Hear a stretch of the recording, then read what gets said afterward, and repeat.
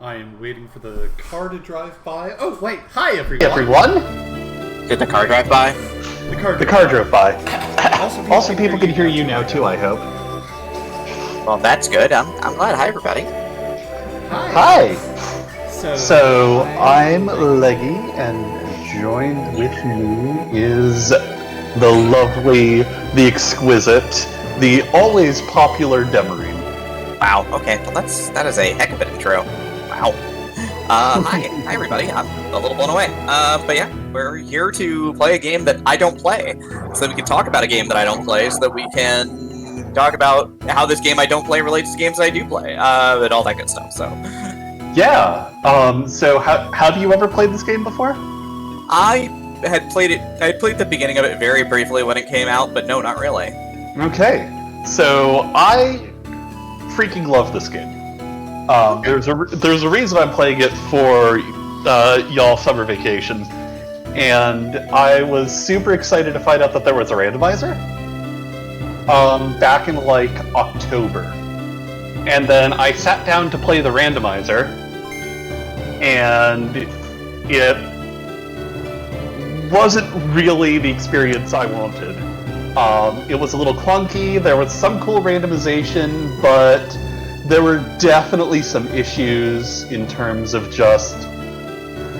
Oh god, this game's opening segment is long, and if you're trying to play through the entire game, it's like an extra hour and a half or so of just running around and learning basic mechanics. Then I circled back to this several months later, and lo and behold, I saw a very interesting flag on the newest feature set. So I have pulled up what is the actual randomizer program. This is the actual user interface they give you for this game. And they give this beautiful, beautiful check mark that lets you skip the prologue and Jin tutorial, and it's beautiful. Yeah, it seems like there's a lot of, like, when you think about flags in a randomizer, right, is that you need to have the right number of flags, I feel, to have a randomizer that works. It's real easy. Whenever you've played other games and talk about power creep, I always like to talk about flag creep in randomizers. Like, it's something I actually kind of fight against in Free Enterprise, because I'm part of the team that can do that.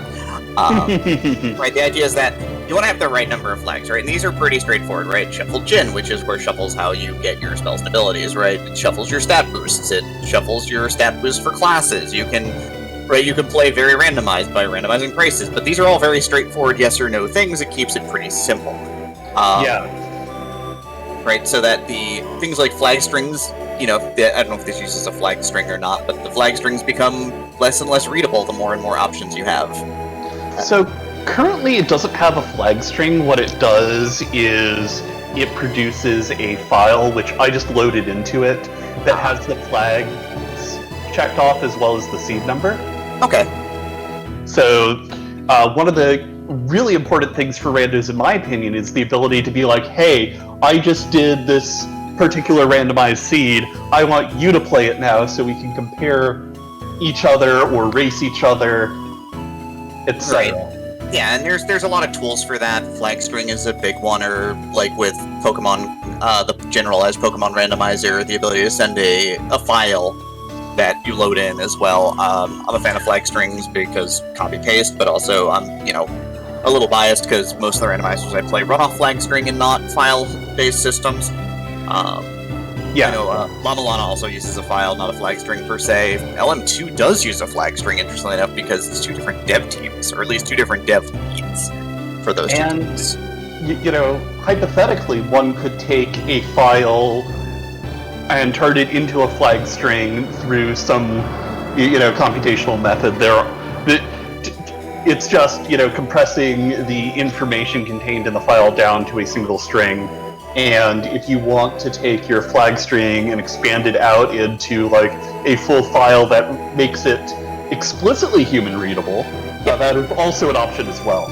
Yep, Free Enterprise does both of those, interestingly enough. Also, also allowing for IPS patches, so you can actually pull a patch and send it to somebody rather than sending the link with the file, the link to generate the file to somebody, which is always interesting. Yeah, and one of the things you'll notice when you look at the settings I've selected for today, I've got a lot of the shuffles on, I've got the quality of life settings on, though the suppress most dialogue flag is is still a work in progress, I feel. Yep, that's fair. And we'll talk about that as we get into it.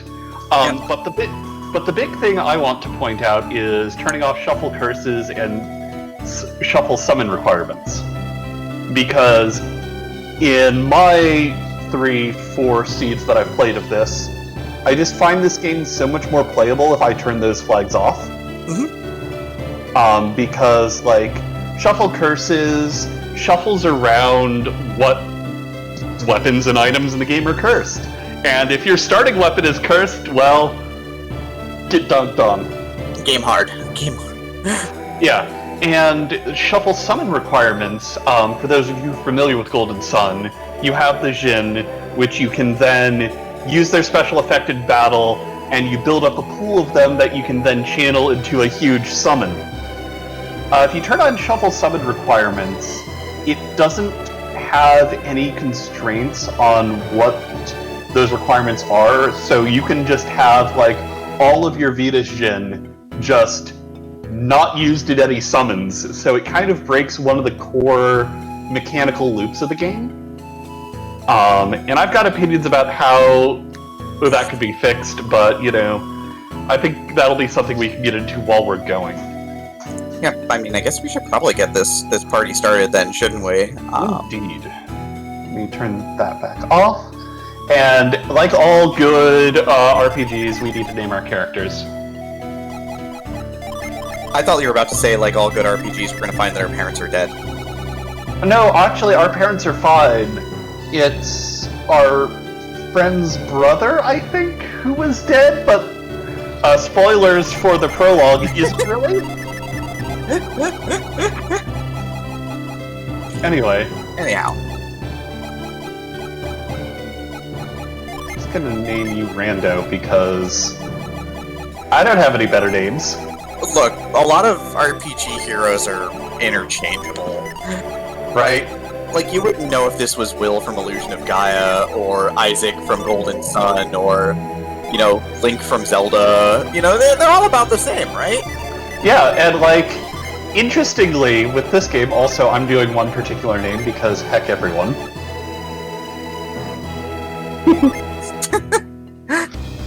Oh, I should hit the timer. Wait, we got a timer too, huh? Oh, why not? It's not like it's gonna be at anything. But yeah, no, in this game, your protagonist says nothing. All the other characters in your party have conversations and personality and say words, but whichever character you're playing as, which in this game is Isaac, in the sequel is Felix, they say nothing, which is hilarious because Felix is that dead brother who wasn't actually dead that I mentioned earlier. Spoilers. And Isaac shows up in the sequel to this game because you get the original party to join your party. Actually, one of the cool things is that there was a huge password system. Oh yeah, I remember that. Where you could import all of your data from this game into the sequel, so that when your party joined up, they just literally have all your stuff.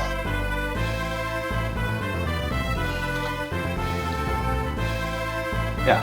So as you can see, this cutscene is still playing out, though 90% of the dialogue boxes were removed. Which is pretty good, because, like most RPG intros, it can be pretty long. Yeah. And it actually kind of reminds me of Free Enterprise a lot, where, you still have some of the cutscenes that get played through, but the actual text is not included. Oh, hello. Yes. I like the big magic already. Okay, so we get to start out. So one of the things always interesting about randomizers to me is that sometimes you just start out with things that are way more powerful than you're supposed to have, but, there are ways of balancing it out, like Pyroclasm costs 29 MP, which you won't have for a while, which is okay. but of course I'm sure that once you have 29 MP, that 29 MP will probably detonate most of the early game in a pretty straightforward manner. I think the biggest thing a lot of the time when we talk about like racing randomizers, right, that concept is one of the things is the concept of balance, and I'm going to say some things about a randomizer that I have opinions on, which of course is Career Day, Final Fantasy V, which is that in the early builds of it, right, basically the early game was just chasing down something that you could use to defeat the entire game, because it's Final Fantasy V and all your characters are identical, basically, except for small stat differences. So basically your early game was going around trying to chase down something like Summoner, and then Sildra, and then casting Sildra at literally everything in the game, right? Or finding Mystic Knight and finding Break, and then break blading 85% of the bosses in the game. And you kind of see where this is going, is that, the nice thing about this system is that, you know, not everybody can equip Forge, so not everybody can cast Pyroclasm, right? Only one person can do it at a time. So if that's not enough to finish a fight, you still have to take care of your other characters as well. Yeah, and actually, how the spells and Jin system work in this game is that for the most part, it's character dependent.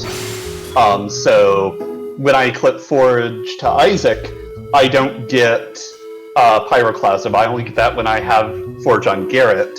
And so one of the big things about this game is as I get Jin, I'm going to be spending a little bit of time equipping them in different configurations on my different characters to see what classes and spells I unlock.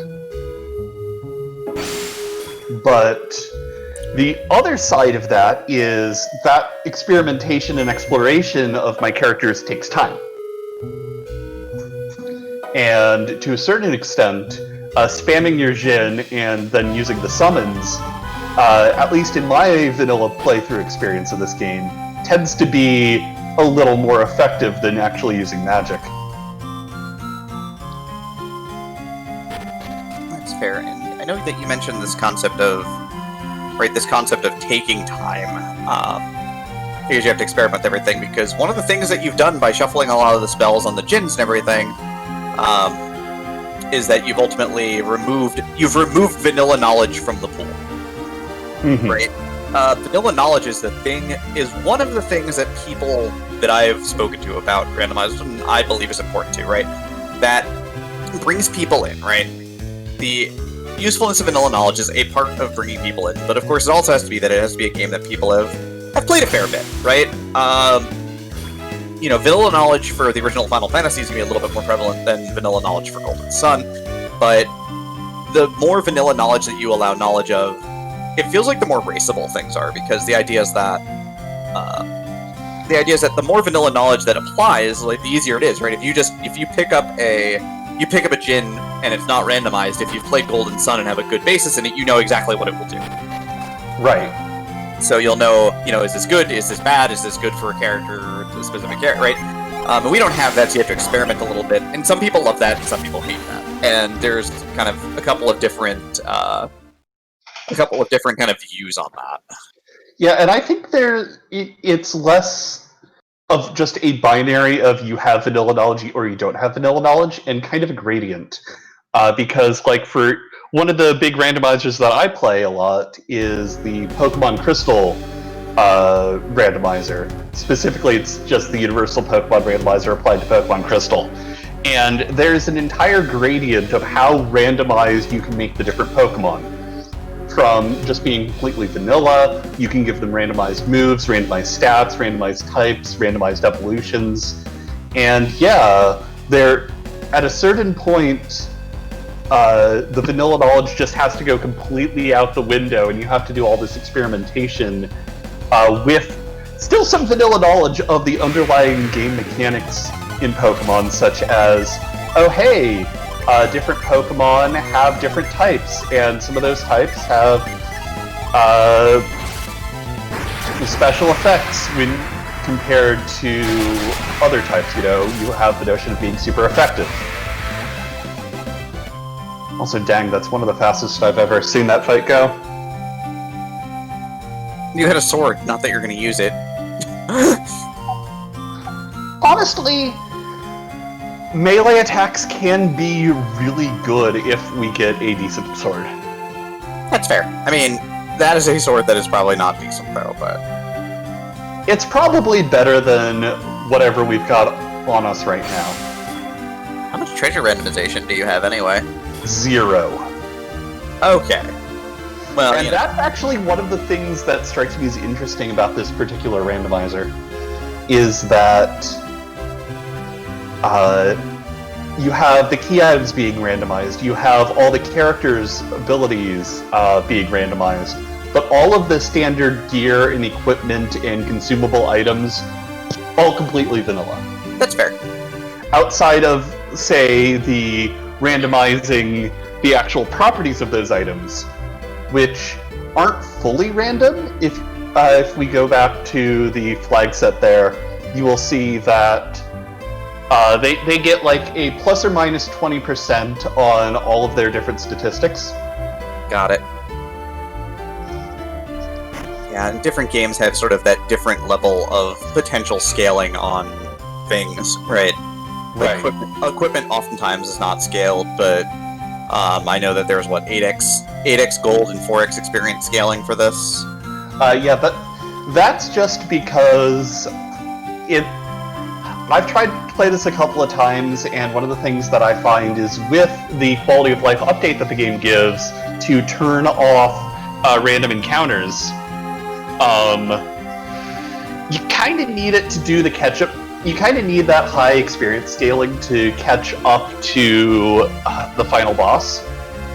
Yep. And also, that is one of the ways to really speed up the experience of the actual game, playing the game, not just your in-game experience, but the actual randomizer experience, right? Like, a lot of the time, when we talk about raceable randomizers, right, there's one particular randomizer that it amazes me that people race it, right, which is the Ocarina of Time. Yeah. I don't like that randomizer personally, but of course it is. I think it surpassed Zelda 3 as like the largest randomizer community out there. If not, it's very close, right? Like those two are just, of course, you know, they hit that sweet spot between nostalgia, people knowing the game, people wanting to replay the game. Randomizers being a great way to replay games, but like the Zelda 3 experience is, you know, for me a 2 to 3 hour experience depending on the flag set, right? Right, because, and that's kind of digestible for me, right? Everybody's kind of got that different level of digestibility. Ocarina's long. Like, I don't think there's a flag set that could get a good player to finish an Ocarina seed in 3 hours. There's a lot of game there, and there's a lot of time that you use in that game, and so, you know, I think about that digestibility, right? You know, that playability and how very different Ocarina is from Zelda 3, even though both are very popular. And a lot of randomizers have some very short settings. I know we ran an entire FFR tournament based around flags that take 3 minutes or less, about 90% of the time. Free Enterprise right now has an event coming up in the summer, which is going to be, we've seen some very fast runs of the flags, we've seen some very slow runs of the flags because of how the randomization works. And you know, it's just like, the idea is that you need things like, you know, like massively multiplied experience because grinding is boring, right? And RPGs are paced badly a lot of the time. So this helps when it comes to a RPG randomizer in particular. Mm-hmm. Yeah, and one of the big things that I see being and the other big thing about randomizers and RPGs and raceability is just cutscenes. Like, one of the big things that holds this game back from being at that sweet spot of actually being raceable is just the fact that they don't have the cutscenes removed out of the main flow of the game yet. Yeah. That can take some time, right? Yeah, it takes a lot of time when you have to sit there and wait for all of these cutscenes to go through. Luckily, the game does give a basically encounter toggle in the avoid spell. Ah, good. I know, and the big thing, of course, with cutscenes is that, of course, since this is an older game, it didn't have skippable cutscenes, so, you know, much like its generation in general, the SNES, GBA, GBC type generation of RPGs, a lot of it was just like unskippable cutscenes, so I know a lot of a lot of randomizers have that quality of life of finding a way to get rid of a lot of the cutscenes. Yeah, and for this one, apparently, I'm assuming the best way that the developers found to get rid of and modify those cutscenes so far is to just take dialogue out. So you don't have the time of dialogue boxes popping up, text drawing, and then you have to mash to clear them. But you still have, like, what we're seeing on screen right now with Ivan rejoining the party, casting Whirlwind to free up the stump so that we can push it. Yay, stump. Yay, stump. And, this is, like, time where I'm just sitting here waiting for this to play out, and with the fact that this is a randomizer, it's an experience that I want to be playing over and over and over again. And so sitting here for the 30 seconds to a minute every time I want to do a new seed is a little rough. Yeah, and it doesn't seem like it's that much, but it's still a fair bit.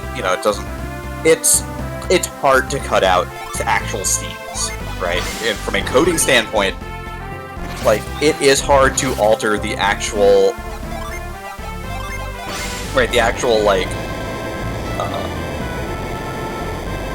the actual, like, flow of the game itself is very, very difficult. Yeah, and I don't blame the developer for not having perfectly cut out and trimmed all of those cutscenes yet. Yeah, because it's hard. And randomizers are hobby projects. And, you can't expect someone to come in and, just perfectly do all this stuff on their own free time for, zero compensation. Also, it looks like things like maps are not randomized. It looks like you kind of know where you're going. Yeah. At least as best as your memory will allow. Yes. And luckily, if you were watching the Valkyrie's Summer Vacation, we're retreading a lot of the same ground that I covered in that on Monday night. Or I guess Tuesday morning, depending on where you were.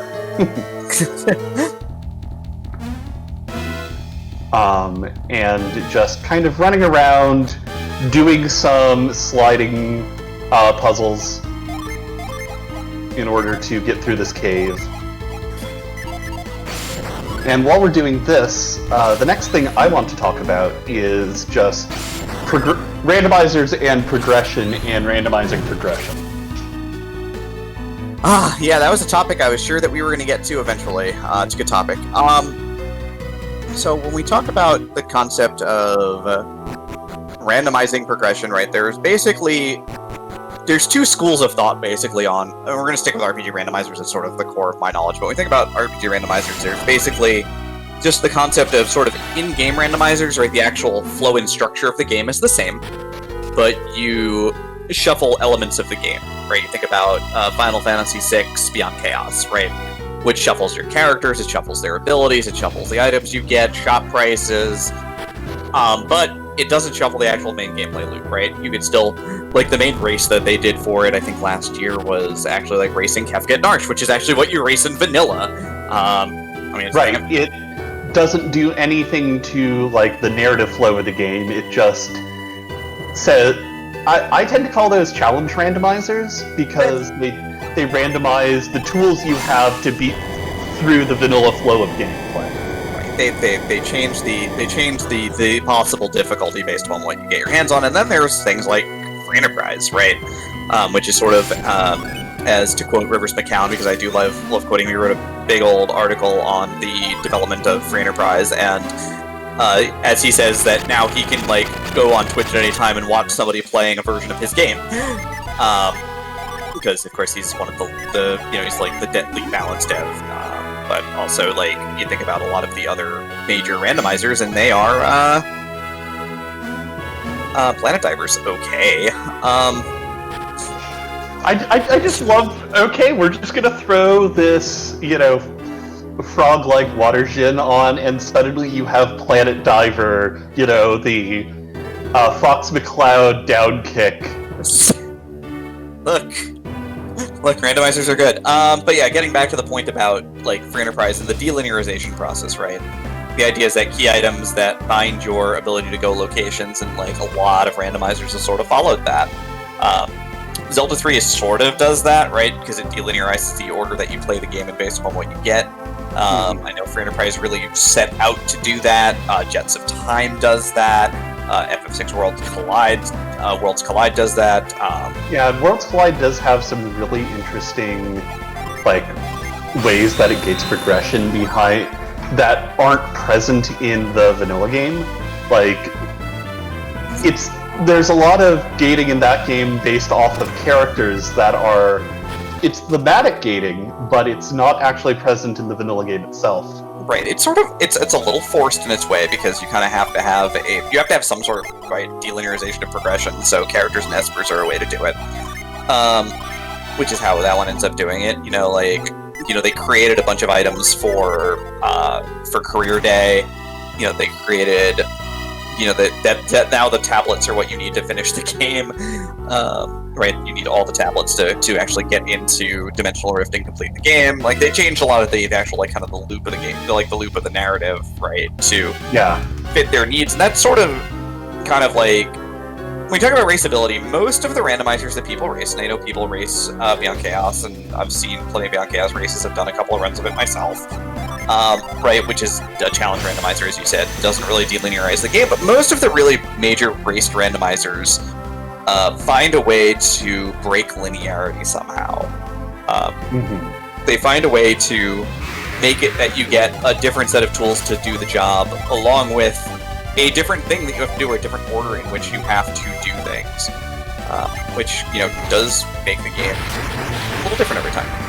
Yeah, and that's actually one of the frustrations I have with this game in particular, is the fact that there is an attempt to do a delinearization in this game, in that the key items are shuffled around, and those actually offer most of the progression in the game, or a fair bit of it. However, this early game here is fairly consistent because the empty bottle that I got in the start, I fill by clearing the Mercury Lighthouse here. And with that...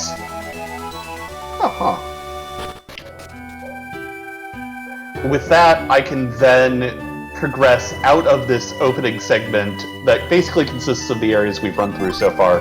There's a drawbridge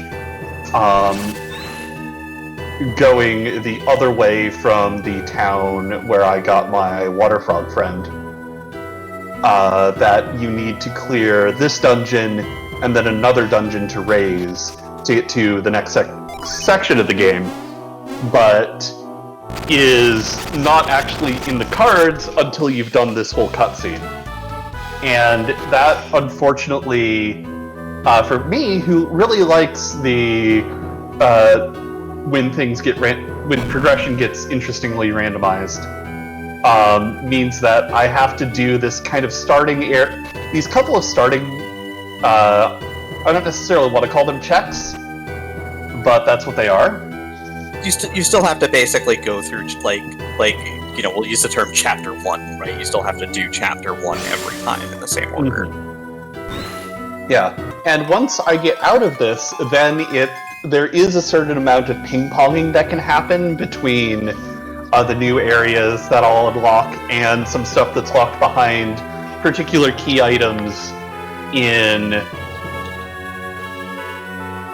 earlier areas that are on the map that I don't actually have access to yet. And you slowly start unfolding different areas of this where I would love to see this game, and I don't want to go into whether or not I think it would be easy for the game to pull off, because going in and modifying an existing game is hard. Like, let's not beat around that bush. Again, like you said, randomizers are passion projects. They're hobbies. They're not necessarily a thing that people are doing not doing it for the money. That's for heck sure. And the whole thing is that. Whereas it takes a lot to generate randomization and go into code and not break things or anything. And I mean, we didn't even talk about the two schools of development of randomizers, ultimately, that it comes down to, right? Is that there's two different schools of thought on randomization, or randomizer development, even.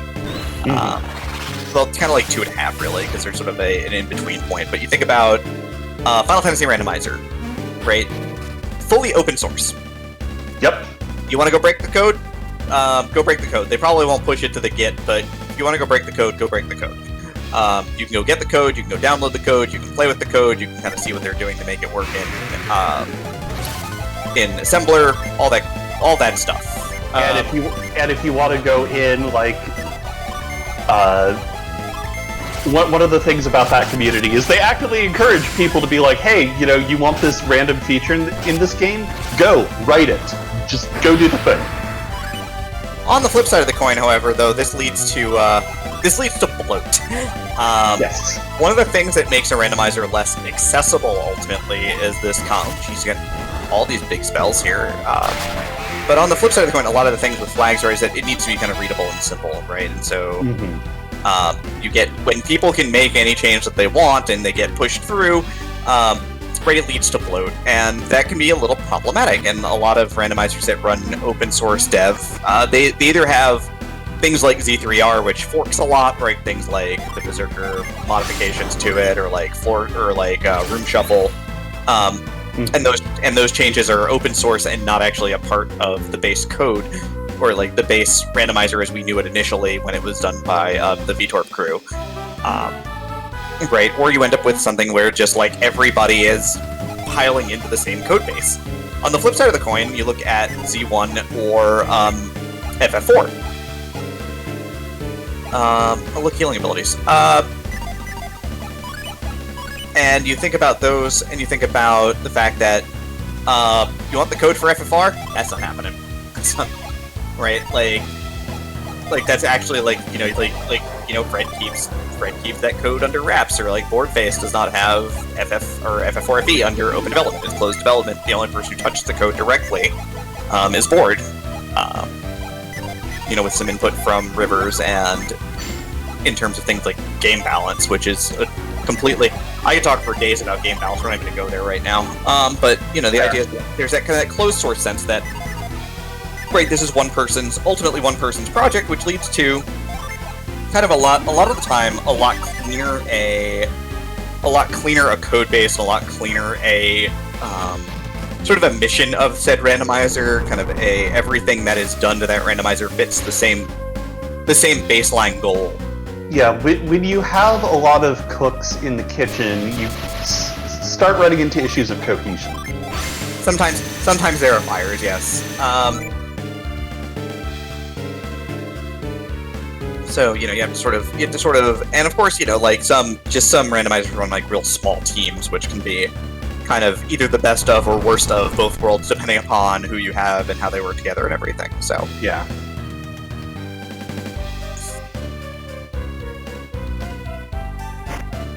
Now we're going to run in circles in this dungeon because we want to get this box, which has this rock. It's ether potion. Ah, good old ether potion. Which, one of the nice things about this game is that by running around you restore MP. But it's a little slow, and I want to have that rocket. In this particular case, I want it for the upcoming boss fight so that Garrett can do the big explosions a couple of times. Also, I have only played this a couple of times, and I'm not always 100% on... Wait, what's in that box again? Yeah, or what precisely is this map? Yeah. Like, this is not a game that I, am speedrunning, let's say. This is something I mess around with for fun at the moment. Man, imagine having fun with a randomizer. What? Weird. Yeah, but also, doing a bit of grinding is going to help get some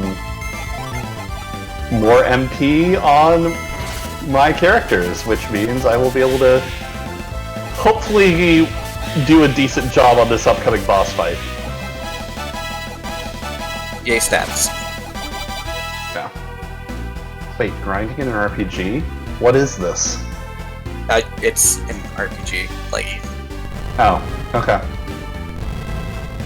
Also, to answer a question in chat from, like, years ago, enemies are completely unrandomized. So all enemies have their base vanilla statistics on all counts, including resistances. I mean, there's always... What's that? Do you know all the stats and resistances on the enemies? No. God, no. I mean, look, you could be playing the randomizer with one of the most interesting base settings for randomization. Go on. You could be playing 7th Saga, which randomizes everything in the game between 1/7 and 7x. Everything. That is definitely a randomization setting one could choose to have. Needless to say, it becomes very, very interesting because sometimes you just walk up to bosses and kill them, and sometimes regular enemies just absolutely decimate you. It's hilarious at points. Yeah. And that notion of, like, scaling and how, scaling affects the sort of flow of game is one of the interesting things to me, just in terms of, like, how variant do you want to make particular things? 7th Saga, as mentioned, goes from 1/7 to times 7. This game goes plus or minus 20%. The FF1 randomizer just decided to allow players to set things anywhere from 1/5 to times 5, while also providing the ability to put a clamp on things so that your minimum is going to be 100%, so things only randomize up. And, there's a fair bit of difference in design ethos there.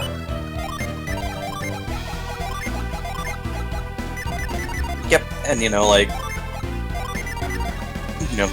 for Enterprise's difficulty is that the bosses are in different spaces, not necessarily that any of them are any different. They're not randomized at all in terms of what they do. Why is Wyvern there again? Why is Wyvern there again? But you think about, Career Day, which has some scaling on bosses based on location, but also has to do other things because of how the FF5 system works to randomize the bosses, but things like spells have to scale based on the location because of, again, just because of how that game system's damage works. So there's a lot that goes into that, and so the idea is that again, interestingly enough, with RPG randomizers, there's also a couple different schools of thought on encounters. Right? Can you turn them off? Because I think the biggest part of the challenge of FFR has always been not the oh hey, it's a mimic chest, it's hungry. It's okay, I have Destruct Ray. You have Destruct Ray. Wait a minute. Are you gonna hit it with a oh jeez. Is that just a laser? Are you just gonna hit it with a laser beam?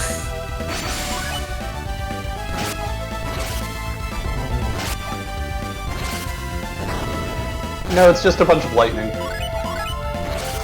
Close enough. It has a ton of health. Yeah. Right, and in a lot of the games, the random encounters are the hard part of the game, and not the bosses. But most of the time, it's the bosses. Which is interesting because for Free Enterprise in particular, the way that game is structured is that you typically don't have random encounters unless you are doing a grind. Yep. Again, it depends upon where it's determined that the challenge needs to be. Mm-hmm. But the nice thing about killing the Mimic is that I get a Phoenix down from it.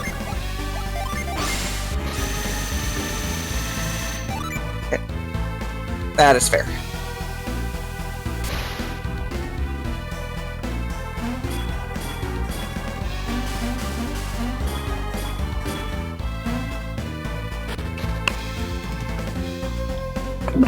So we're keeping on, making our way through the lighthouse here.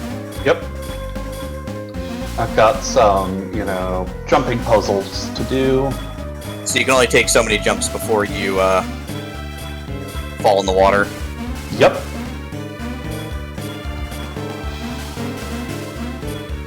And it is occasionally obnoxious to change directions, which is always the fun part of that particular puzzle. Good old GBA play control. Actually, this would be what? This was GBC. No, this is GBA. Okay, I was right the first time. I shouldn't second guess myself. Yeah, I was gonna say, I would have been flabbergasted if we got these graphics on a GBC. Yeah, you're right. Don't mind me, folks. I'm tired. It's okay. I love you.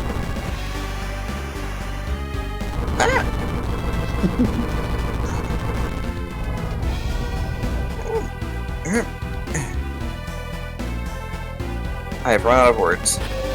Goodbye, everybody. But yeah, one of the things about this game to me that strikes me in this conversation of, what makes a game quote-unquote raceable is just overall kind of the slow, methodical pace of gameplay. Like, the game really wants you to be taking your time, running around, solving these puzzles. Random encounters are present, but they're not necessarily your biggest threat.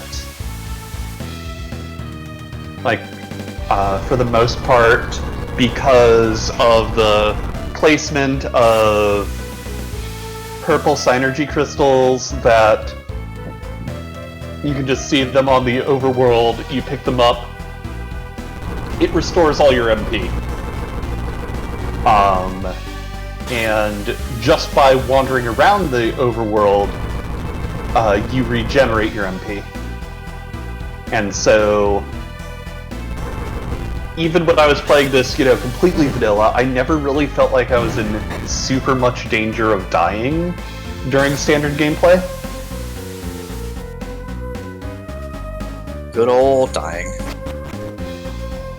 Now, bosses are a whole other kettle of fish. And when we talk about raceability of an RPG randomizer, one of the things that has to exist is the threat of failure has to be there.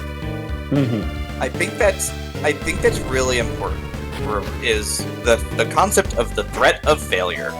Because if you can't fail, then it's just a matter of who can execute things fastest, who can menu fastest. It's basically a speed run with some changes. It's not necessarily what you're there for a randomizer a lot of the time. Yeah. And one of the things you see with randomizers that aren't, just the more, like, in challenge randomizers, you tend to see more of the threat of failure coming from, okay, how well can you utilize this particular combination of tools to get through this particular area? And that could be really challenging sometimes if you're given tools that don't match up with any particular challenge. Or you get super balls in Beyond Chaos, and then it doesn't matter because you just super ball everything. Yeah. Whereas with things like Free Enterprise and Z3R and other things where a lot of the challenge comes from running around and trying to make the correct checks rather than get through the static encounters as quickly as you can, you see the issue of, oh god, how am I going to piece together the set of tools I have in order to... And am I making the right checks in order to get through this particular challenge effectively? Is really what I'm trying to say. And if I make check A or check B, and it's wrong, how much does that punish me? Yeah, and I think the threat of, like part of that is, that's the threat of, what's the word I'm looking for? Right, that's the concept. That's the concept of racing as succeeding faster, right? Which is one part of it, but shouldn't be the whole thing, right? Yeah. You have to have the threat of failure, because you have to have the thing that throws off the more experienced runners. Like, you need to have that sort of that concept of randomization that not only is it just, who can make things go right faster, which is interesting in a way, it's an interesting puzzle, but the threat of failure is what, creates moments where comebacks can happen, or where people can make mistakes, and... Yeah. Like, it's not only that you have to, go to the right places at the right time, but the right place might be hellaciously difficult to get through with the particular tool set you have. Right, and you might have been aggressive in the early games, your tool set is a lot more limited compared to your opponent's tool set, and then things become really interesting in that way, because then all of a sudden it's like, alright, can I push this through, or am I gonna die? Because if I die, well, that's bad, because I'm gonna waste a lot of time. Yeah, and, things like Free Enterprise have, some bosses where if you forgot to save before you check that boss spot, oh, good heckin' luck. Yeah, you could get yourself into a lot of trouble. I was talking with Silverfire about that, Silverfire being another member of the RPG Valkyries who also races a bunch of randomizers. And they were talking about how in one of the most recent practices they did, Free Enterprise does asynchronous practice where everybody runs a seed, but they run it asynchronously, and it's on the honor system. It's not serious or anything, but ultimately what ends up happening is that when you... Ow, there's Nova. That's gonna sting a heck of a lot. Yeah, this might be a bit above my pay grade right now. That's fair. You might make it through this, though. It just depends upon... Yeah. I will have to... 2 damage. Heck yeah, 2 damage. Not Lunars. Yeah. I will probably have to backtrack back to town, because I only have the one revive item. You can always just die and load. Yeah. Oh yeah, Rando's dead. Rando's... I can just reset. Yeah, resetting and loading is the thing that you do a lot in randomizers, hopefully. But yeah, I'm not coming back for that friend. Yeah, that friend, while important, is probably going to continuously kill you. Yeah. It's got magic way above your pay grade. Yeah, and one of the things I found is that when they shuffle the Jin around, they keep their AI scripts and loadouts. Though I think some of the statistics are modified to the particular location. That's hopeful. But in general, it does mean that some of them are just going to blow you up. There's that threat of failure that we were talking about, right? You roll up on that, you're expecting something that you can fight, and it's just like, oh yeah, by the way, no. Right. And what do you do once you've failed? Is this necessary for me to make progress? And so on and so forth. And, if it is necessary for me to make progress, how much of a pain in the butt is it going to be for me to try and push through it, versus how much of a pain in the butt is it going to be for me to say, okay, no, I'm going to go do something else and then come back? Yep. It's just to get back to my other point, though, about sort of that threat of failure concept, is that Silverfire did a asynchronous race recently, where they wiped twice and lost about 8 or 9 minutes to their wipes, ultimately, when all was said and done. And it was the difference between finishing third, outside of the 2 runners who probably gambled their tails off, and did some things that, are way beyond the pale a lot of the time, because if they don't pay off, you get absolutely beat. But also would have beaten everybody else because, they executed a lot of that mid-game very well.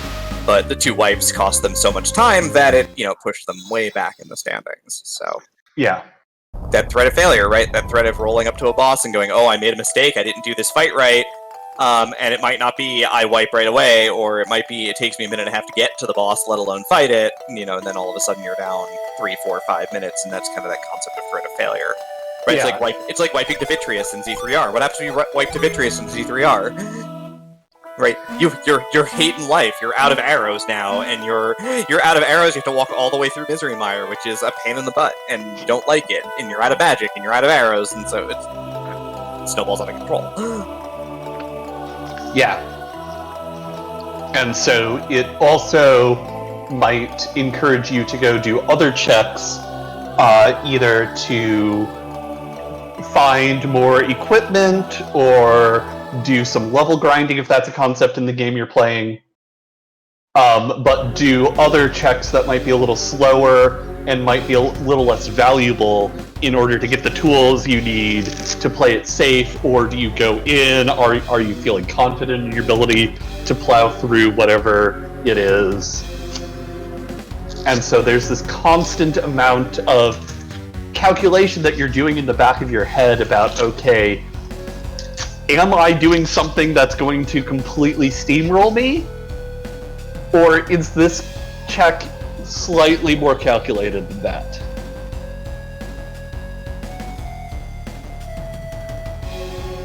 Yep, and that's a big part of it ultimately. Yeah. And one of the things that's kind of a downside for this game in my head is that because they haven't got in all of those progression hooks in place yet, or maybe they have since the last time I looked at the GitHub. I don't know. But in the version I'm playing, the key items are randomized, which give you spells that you can use in the overworld. You can use some of them are just straight up keys that you need to unlock doors effectively. But until we get through this section in particular that I'm currently making my way through, there aren't a lot of choices to be made in terms of what checks I need to make.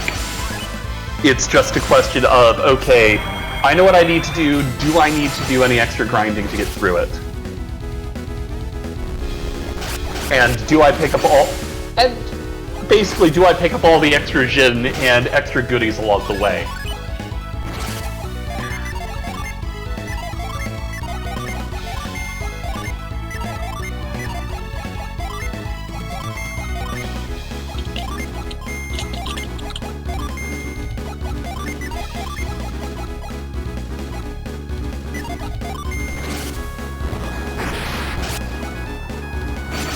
So yeah, so again, boss fight, pretty standard situation here, right? Gonna use our hopefully slightly overpowered abilities and actual healer to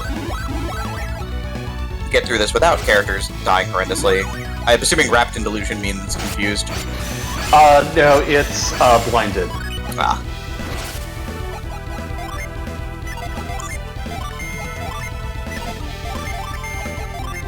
That's okay, I have magic.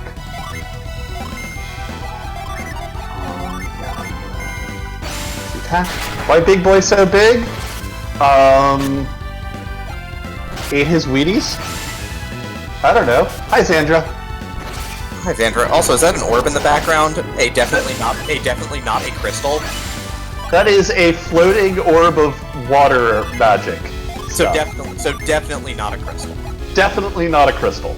Absolutely not a crystal. 100% no crystal here. Look, we can occasionally make fun of rando tropes, too. That's a crystal. It's a crystal made of water. It's fine, right? Right. Yeah. Going to die? This boy has a little more HP than I really like to think about some days. Valid.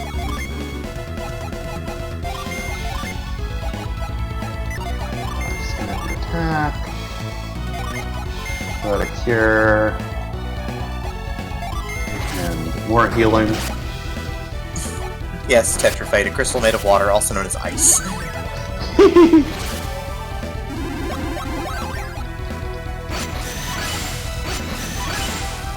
Also, you could have done more grinding before this fight, potentially, but... Yes. That is a potential thing I could have done.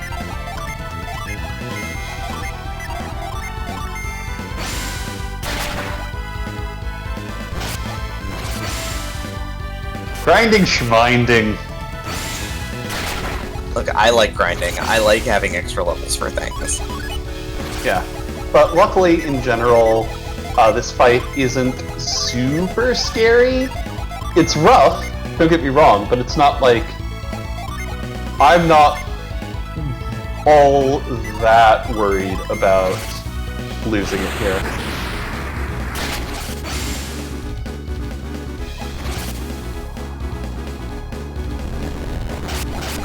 Look, Sandra, grinding is just a form of base tanking. Grinding is just making your face better so you can tank better. Yeah, we'll go with that.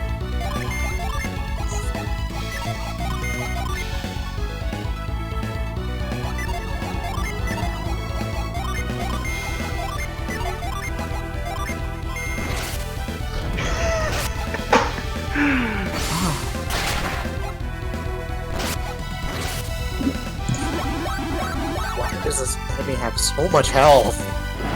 Because this is narratively, like, the first big boss that you run into. Like, by the way that was going, I'm like, are you even supposed to win this fight? Yeah, no, there is a fair bit of damage that comes out, but for the most part, it's just a slightly overinflated HP pool for this point in the game. And some pretty decent spells too. Yeah. If I didn't have access to Wish and Wishwell, I would have definitely done some grinding. But with access to the AoE heals, I wasn't really concerned. That's fair. And so now Alex, the blue-haired Bishi, talks to us about, like, JRPG stuff. Blah blah blah, rule the world, blah blah blah, destroy my enemies, blah blah blah, King of Darkness. Got it. Not even that blah blah blah, we're doing this to save the world. So, like, the lore is that there's 4 elemental lighthouses, and their power has been sealed away by the hometown of Blondie and Redhead in our party. Not Ivan, who we got later, but Isaac. So wait, are we destroying the world? Are we evil? And Xandra, yes! The randomizer, as a quality of life update, literally just cuts out all text boxes from the game. There are no text... Well, there are some text boxes, but there are no dialogue boxes in the game. And so I can go talk to NPCs, and they will say nothing. It's not just the cutscenes, which, as you notice, still play out as normal. But there are no text boxes in this game, which is hilarious to me. So are we gonna go save the other 3 crystals also? So what happened in the prologue segment was that our old scholar friend, who was on the platform before the boss fight, went in and we found the 4 elemental stars, is what they're called. And the bad guys immediately showed up, kidnapped our friends, and stole them from us. They threw one down that giant hole at the top of the lighthouse here, and that's where Big Blue Orb showed up from. Reigniting it with the elemental star. Right, and so now it is too powerful and it's broken, and you get the White Mage job because of 4-job Fiesta. Right. Wait, I got that one right? No. Yeah, of course. That was not actually right. So the way that the avoid spell works in this game, normally it reduces the encounter rate. In this, it removes the encounters, which is super nice. But the other big quality of life spell they modified is retreat. So I'm on the overworld, and I'm just going to teleport over here. This map is a thing. So is this how they open the world up for you, is letting you teleport from place to place? Yeah, so basically it just makes backtracking a lot easier. Also, shoutouts to this being totally not North America. Is this absolutely not North America? Are we in Canada right now? Is this Canada land? We're probably closer to Chicago right now. That's unfortunate. Yeah. But, like, if you look at the actual world map for the actual Golden Sun world, it's, like, very clearly, like, Pangea. Or, like, what the hell were the continent names when Pangea split apart into 2 continents. I forget what they've got going on there, but literally, one of those is the name of one of the continents in this. Also, I forgot coming here first triggers a much longer cutscene than if I go straight to the forest.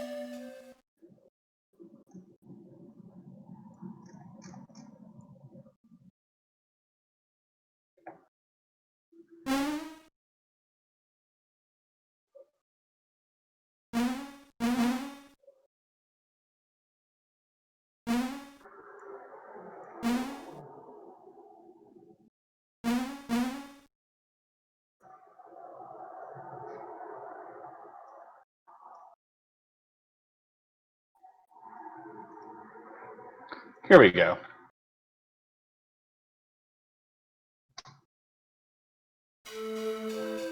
So here, I just dumped in chat an official Golden Sun The Lost Age map in... I am terrible with languages. Looks like French. Yeah.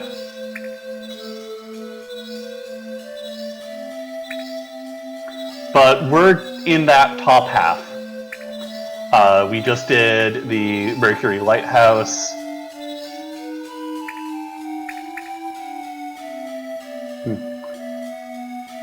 Maybe I had it backwards and we're in Europe. I don't know. I don't know where we are. Geography. We're in Google Forest. Yeah.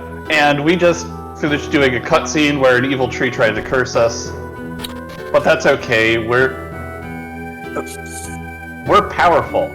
Yay! We have Xandra, resident French identifier, identifying it as French. Hooray! I guessed correctly.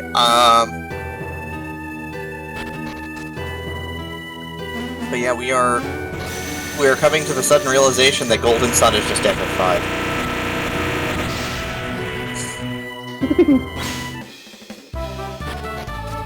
Yeah, and of course we did all that for Vine. Nice. The name of the Jin I just got. Not the video service.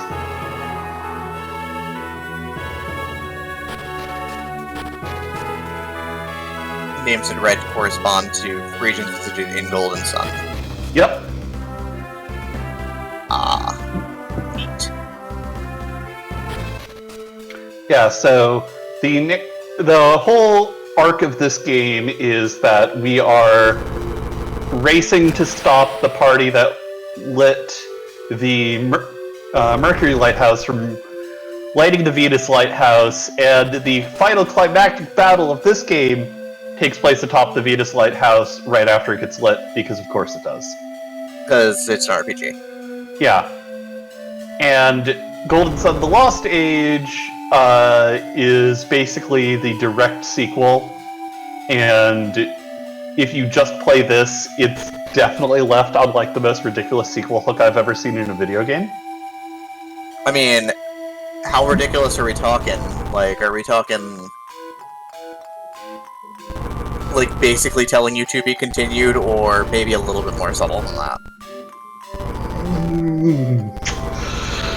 We won't have the dialogue boxes, though I could... One of the things about this particular randomizer is that the dialogue flag does not affect the randomization at all. I see. So I could turn it back on.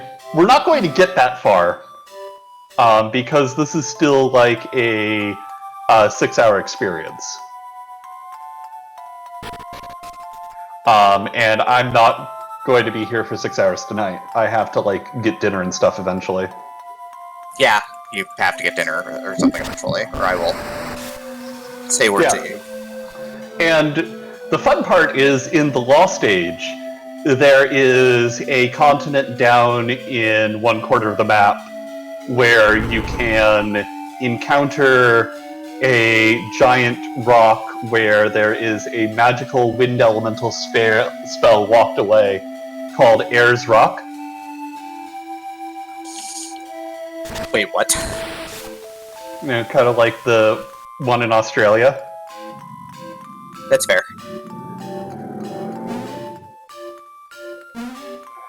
Yeah. This game definitely goes back and forth on how subtle it wants to be with this is secretly a real-world map in fantasy setting.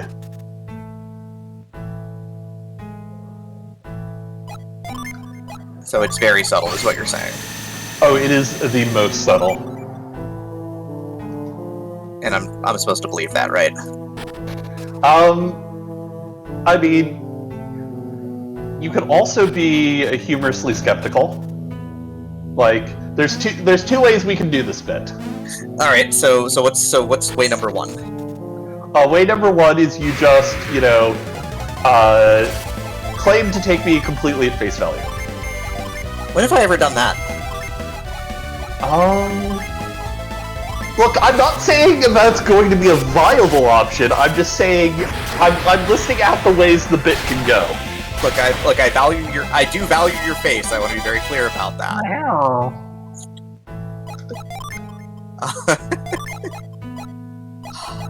Hi, everybody. Hi.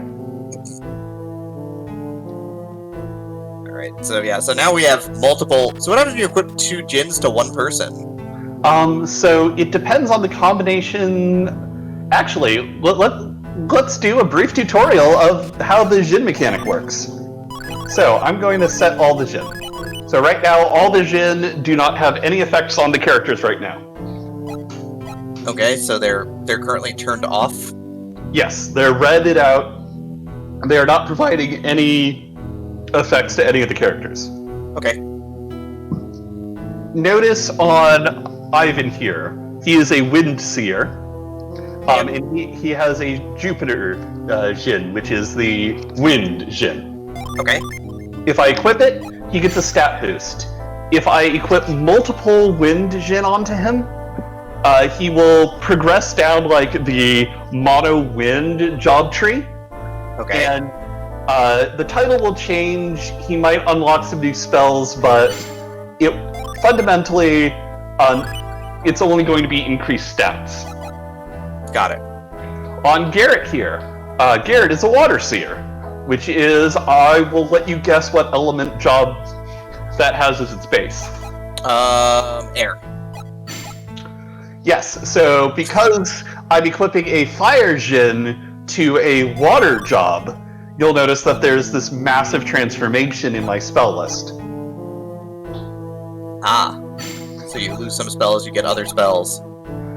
Yeah, so the real thing is, depending on what combinations of spells combination of djinn I put on people, I will get different spells. As you can see here, Demi is transforming from a swordsman to a defender, which gives massive stat boosts across the board, as well as 2 new spells that you wouldn't otherwise have access to. Got it. That's a lot of stats. Yeah. And so, for better or worse, the way that this plays out in actuality is that I always found when I was playing through this as a kid, it was always better just to pile on the one particular element of djinn onto that particular character. Got it. Because you just get the stat boosts, and it makes the whole spamming djinn into summoning have just a much simpler flow to it. Got it. But there are options to, like, there are interesting classes you can get by equipping someone with 2 differently elemental Jins. Like, there's a ninja class that's a combination of 2 Jins and someone's underlying base element. I forget the exact ones offhand because it's been a while since I've played the space game. But you can kind of build interesting progressions that do a lot of cool magic stuff. But since I'm mostly spamming the summons at the late stages of the game, I always felt like the game didn't really encourage the exploration of the job system as much as I would have wanted it to. That's valid. Especially because in this game, all of the summons use only one element. So you take anywhere between 1 and 4 of a given element of Jin, and you get a summon.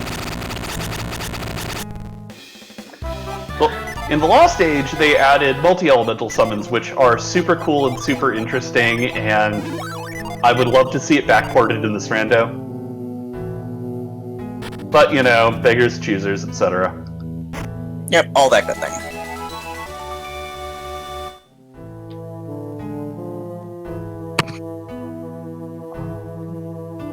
These are the things that we would like to have, but, you know. Yeah. How do I get around here again? Bah.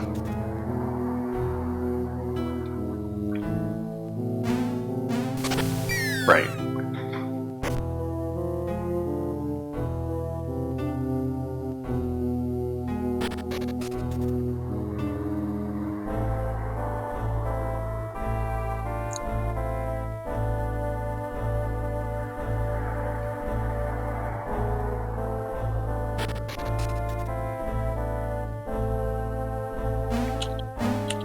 And because I know what this dungeon does, I can just do that.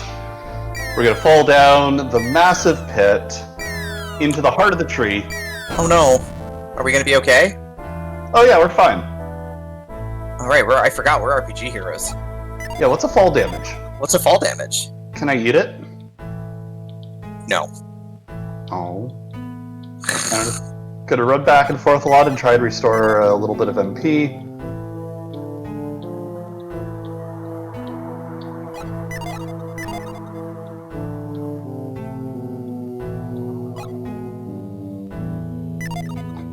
Yeah, good enough. Let's save.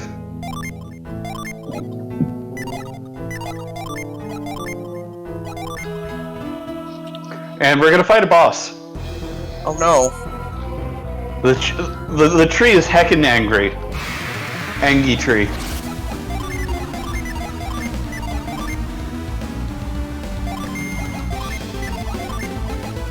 But that's okay.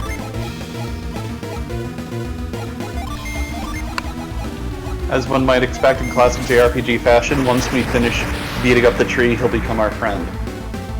Oh, we're gonna make friends with the tree? I'm into that. Yeah. We just have to beat him up first.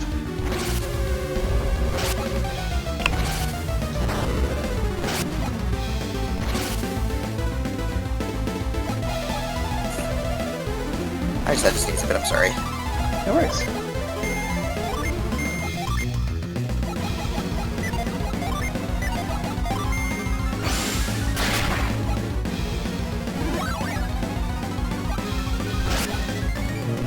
Yeah, the whole Jin spam pattern is made a lot nicer once we have, you know, a lot more Jin to spam. Yeah, that's fair. Because right now we don't have, you know, stacks on stacks on stacks of Jin. We kind of have to fall back on other things, and luckily, Explosion does a lot of damage. That's good. What is this, FF14? Look, stop standing in fire.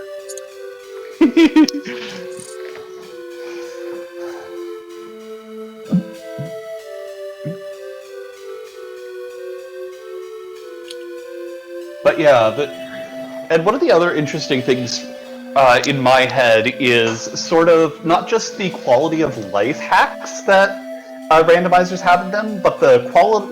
I'm going to call them the quality of raceability hacks that randomizers have in them. I mean, that's a huge thing. Is quality of raceability. Like, it does not get talked about enough. Is that concept of how do you make a thing enjoyable to play over and over and over again at a high speed at that. Yeah, and how do you make that high speed high enough that people are able to sit down and do it in one sitting, which is really the big metric. And obviously, what you might find to be one sitting might be different than what I find to be one sitting, but there's usually a hard line for a lot of games. It's usually around like the 2, maybe 3, if something goes particularly long mark, that a lot of games try to shoot for. And, if we talk about... Right, there's a couple different views of raceability, too. Like, the concept of just, I can race this fairly casually is sort of neat because, that's one thing, but when you think about, like, racing communities that are built around racing a game, watchability also starts to matter a little bit. Yeah. People have to want to watch your game, too, because otherwise it gets hard. Because if I, Bob Rando show up, and I'm like, oh, hey, it's one of my favorite games. I want to watch the randomizer for this, and I watch it, it's just, someone sitting down grinding for 20 hours, I'll probably not be too excited or invested enough to want to join the community. Yeah, no, that is a lot, right? Yeah. Shoutouts to the drawbridge I was complaining about earlier. Yeah. Like, if the game could be modified so that drawbridge was open from the word go, we could have skipped the entire last 2 dungeons and just forged on ahead as a particular gamble we could make. Especially because this town right here has a dungeon behind that guy in the waterfall, where the dungeon has 2 different key items in it. One of which is gated behind a key item. But I hypothetically could make the choice to be like, no, I'm not going to do the Mercury Lighthouse, I'm not going to do the forest, I'm going to come down here, check what the item here is first, and then maybe decide to go back and do it. Yeah, that's valid. Yeah, and I think that's actually one of the things to me that really helps make a game raceable is when you have these sorts of branching decision points.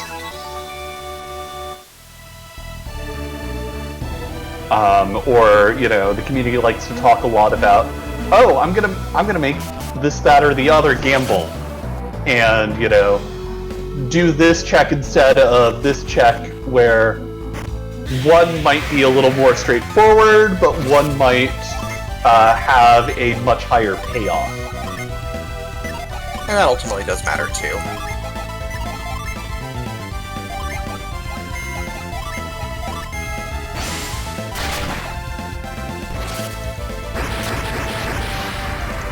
Anyway, we are just going to put the mimic to sleep and then throw a lot of fire at its face. Heck yeah.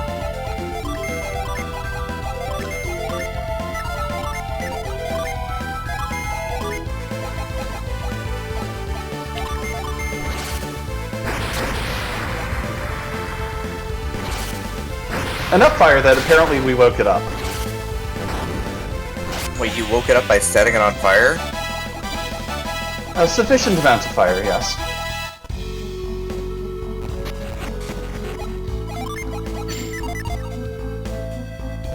That's fair.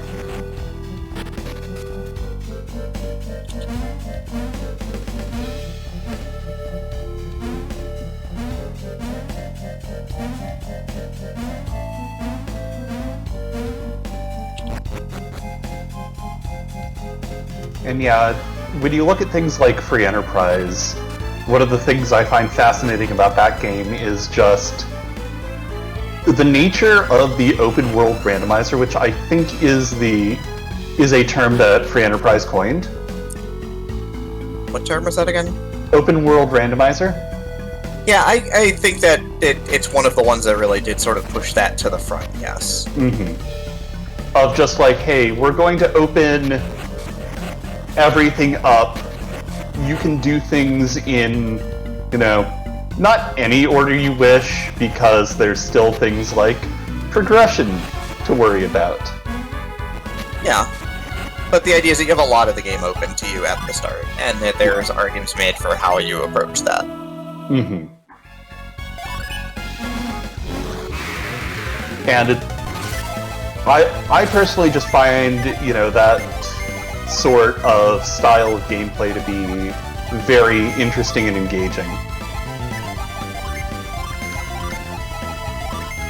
Where it's like, okay, cool, I have all of these options, only some of which will help me make further progress, so I need to make my choices and plan accordingly for the sorts of things that I want to do.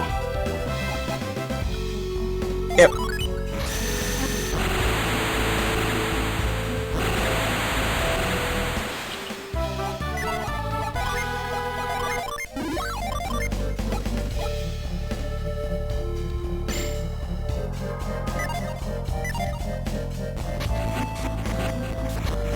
Alright. That's a nice spell I just got there on Ivan. What spell is that? Pure Wish. Wish being our AoE healing spell. Yep. And Pure Wish being the upgrade. The tier 3 upgrade, in fact.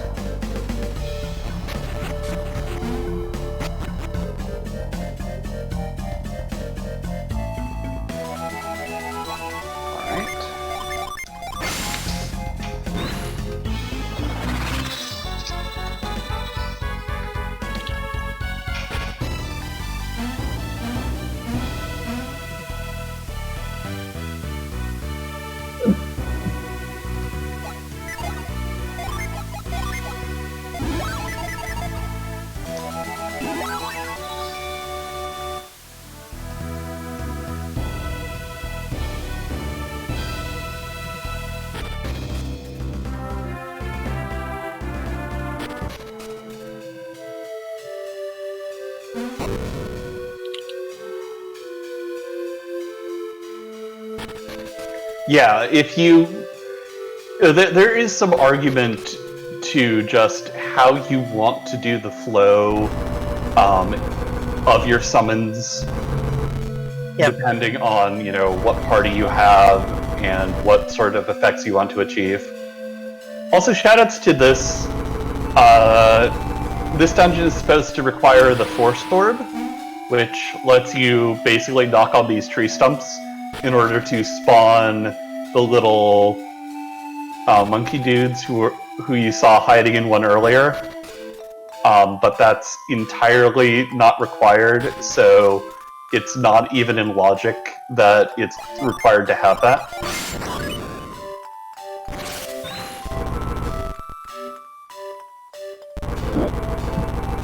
Interesting.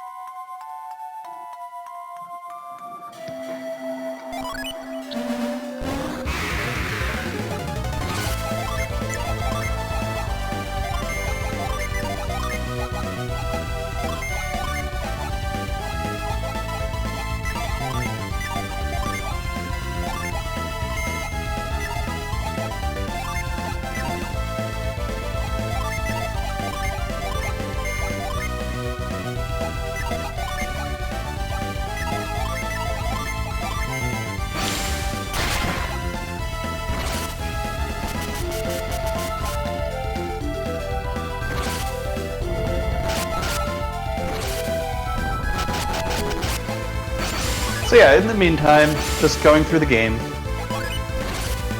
Doing the thing. Doing the thing! The thing! The thing! Fan of doing the thing.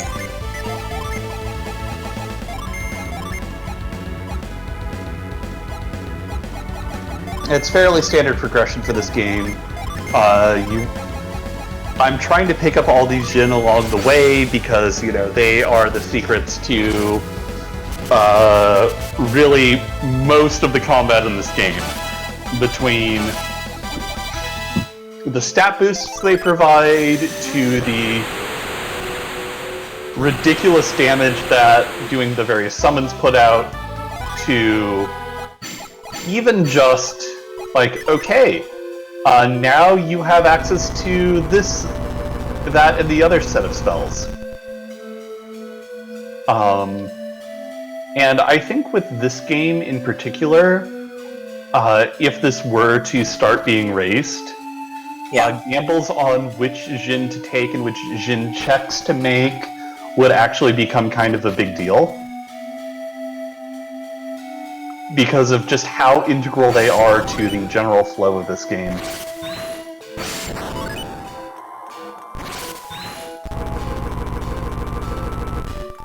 That is fair.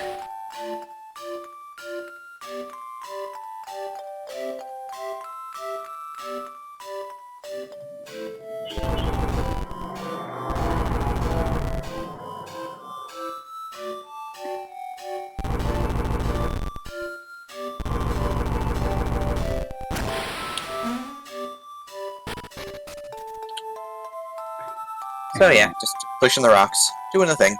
Yep. And now we're coming up on yet another boss fight. Because of course there's boss fights. Why would there be boss fights? Wait, you mean to tell me this is an RPG? Oh right, we gotta have bosses in RPG. Right? No, I thought that was fishing we needed. That's in modern RPGs, yes. Got it, okay. I forgot that that was, you know, just a fundamental divide between classic and modern RPG. Correct.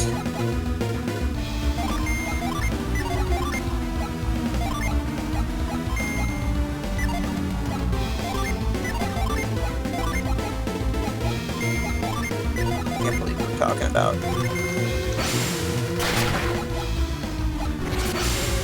Bosses you fight by fishing. Isn't that just Zelda in at least one of the games? Can't you fight Ganondorf with the fishing rod? In theory, yes. And I think about bosses that you fight with fishing, though. I go back to World of Warcraft. Fair. Let's let you fight it with fishing, but you have to have somebody with enough fishing skill in the raid to pull it up, because Lurker Below was weird.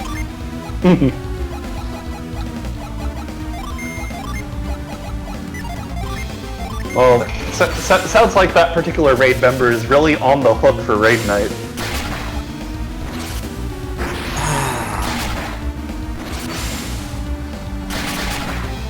And we're sighing.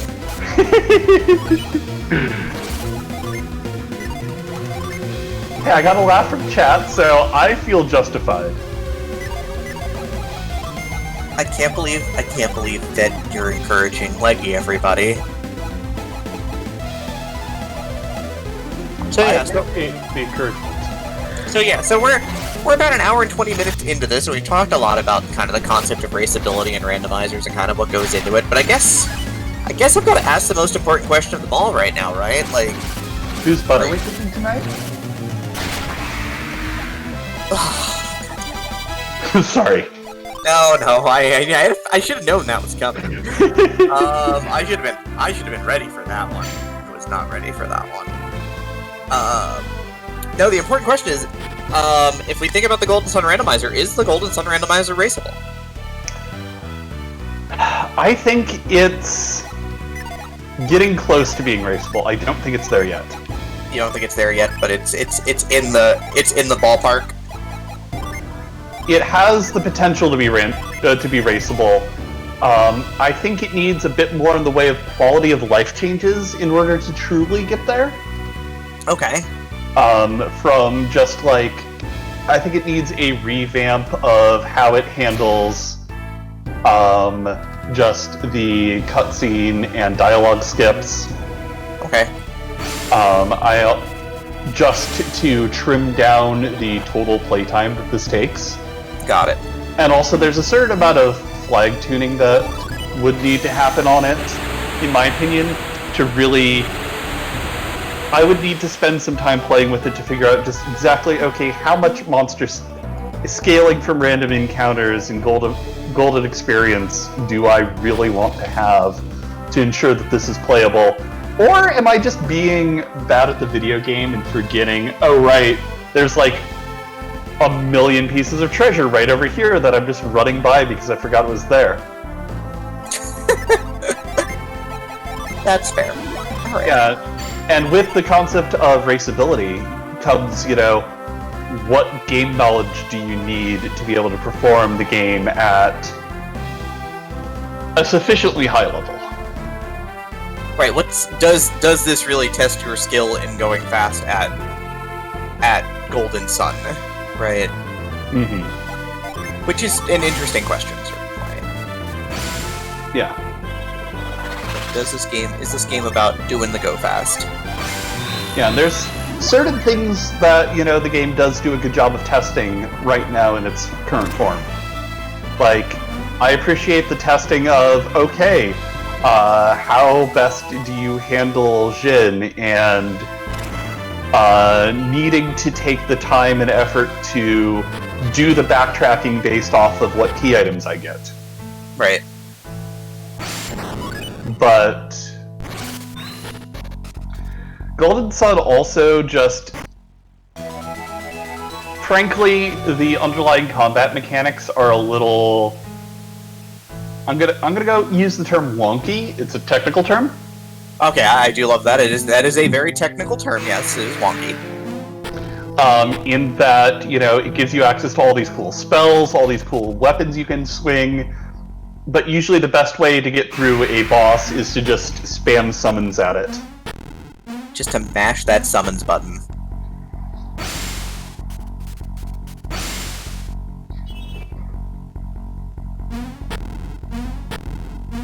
And so, that does lead to, like, okay, what do you do when you don't have, your standard flow of Jin throughout the space? What happens when all of, say, one element of Jin are locked behind a super... they're all in the end game. And you have to get through the boss that's weak to that element without actually summoning that particular element. Right.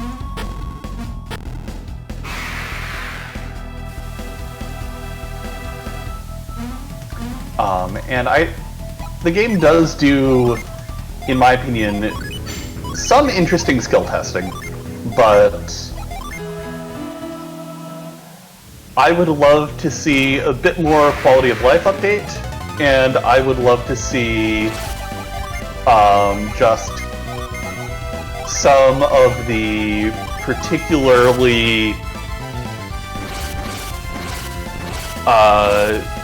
a bit more quality of life update. Like, I love them to fix how they remove the dialogue so that I could actually talk to NPCs on the overworld or in-game and remember where the heck I'm supposed to go, because I'm dumb and I haven't played this game in a while, and that was definitely something I ran into with the one full playthrough I've done of it so far. Was, where the hell is this plot trigger again? Yep. That's hard sometimes. It's a lot. Yeah. And so that definitely is, if this game really wants to become big and have a racing scene, that sort of helping a newer player through the initial parts carry stone. Huh.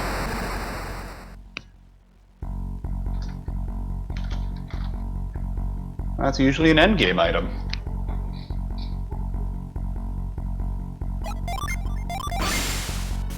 Helping a newer player through getting all the requisite knowledge, even if they come in with fresh vanilla knowledge, is going to be a thing that a strong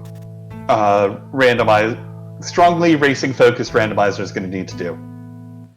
Additionally, and I hate to say it because I love this game, Yeah. that there is a certain amount of tedium in a lot of these dungeons. Like, you'll notice that I have to run through and re-solve the same puzzles over and over and over and over again.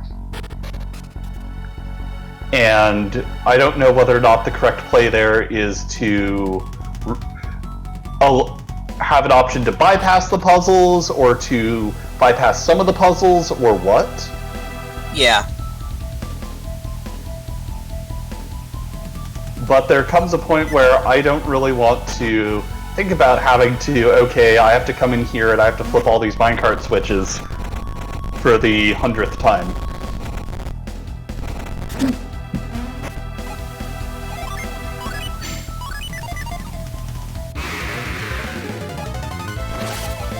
Anyway, shoutouts to being at the point in the game where I'm just going to open every battle by spamming summons. Yep.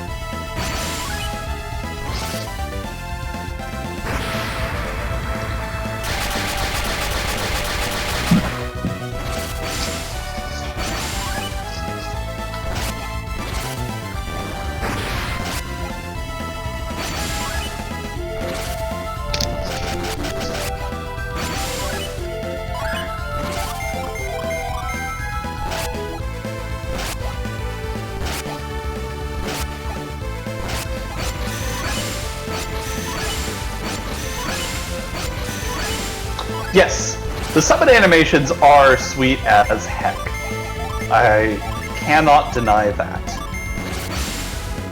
They are very good. Like you. Wow.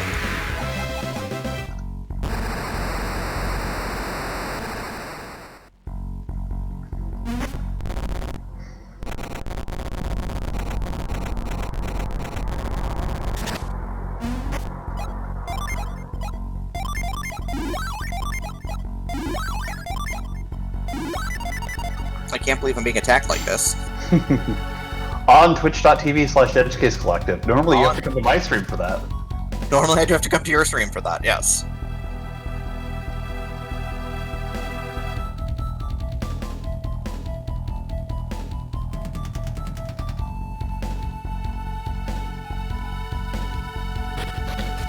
Yeah, and I also wonder how much of, you know, my speed, or frankly lack thereof, is just a certain amount of, I don't want to call it rust because I haven't actually practiced playing this game at a high level before.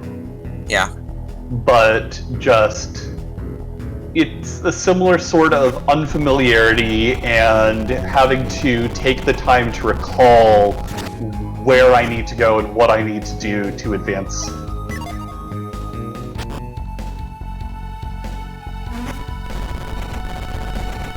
And how much just knowing and not having to think about or look up, okay, how do I get through this section of the game? How do I solve this particular puzzle that's in the base game that I should remember? Yeah. Affects the amount of time it takes to get through a seed.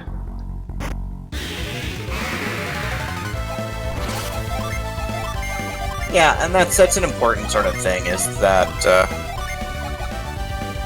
the size of the game is a lot of the time, and that's important. Like, and you know, if you're looking for an experience that you could like, and I think we didn't really talk about people who are really looking for an experience that's not a one-session experience, right? Right. When we think about raceability, we think about a one-session experience because we think about that concept of you have to sit down and go as fast as you can, which is a pretty focus-intensive thing. Yes. Right. And we're not thinking about people who do like I did. You can actually find it on my friend's YouTube channel. We did a full playthrough of Beyond Chaos, interestingly enough. We did a 100% playthrough of Beyond Chaos as like a Let's Play over 30-ish sessions, I want to say? Mm-hmm. It was long. Right, it was a lot, and that's not a view that was my first exposure to randomizers, interestingly enough. Like before I became a randomizer racer, and then a randomizer commentator, and a randomizer admin, and now no longer a randomizer racer because it's really stressful. Taking some time off for myself, I guess, because I don't like being stressed out by randomizers. Hashtag self-care. Hashtag self-care. Self-care is important. Take care of yourselves, everybody, in these wonderful times. But I digress. The concept of, that some people don't want a one-sitting... Some people don't want a randomizer to be raceable. And can't forget that those people do exist, and so it's really interesting. Yeah. And also, there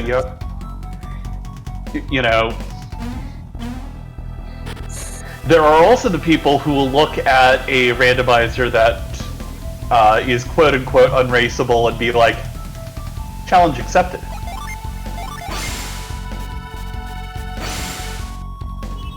So there are a lot of different things that will appeal to a lot of different people, and just because I have a particular mental model of what raceability is and means does not mean that I get to be the arbiter deciding what all randomizers should be.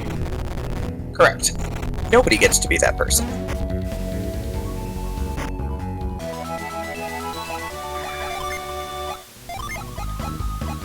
Which is really good. Because one, being that person is stressful. Yes, being that person is stressful. And two, also, that shouldn't be a job someone has.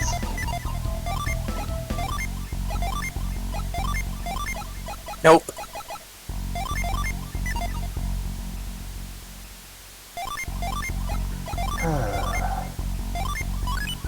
What is a menuing? A miserable pile of wait. Definitely feels that way.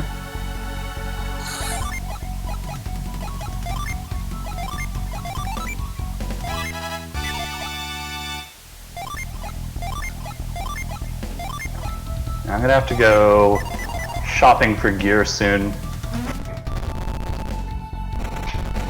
It's really interesting to me how much of this game I'm just able to plow through without ever going back to a shop. Because I remember playing this when I, was playing it as a kid and doing just casual playthrough on my Game Boy Advance back in the day, and just being like, oh god, I have to make sure that I buy all the new cool gear for my characters. That's a mood.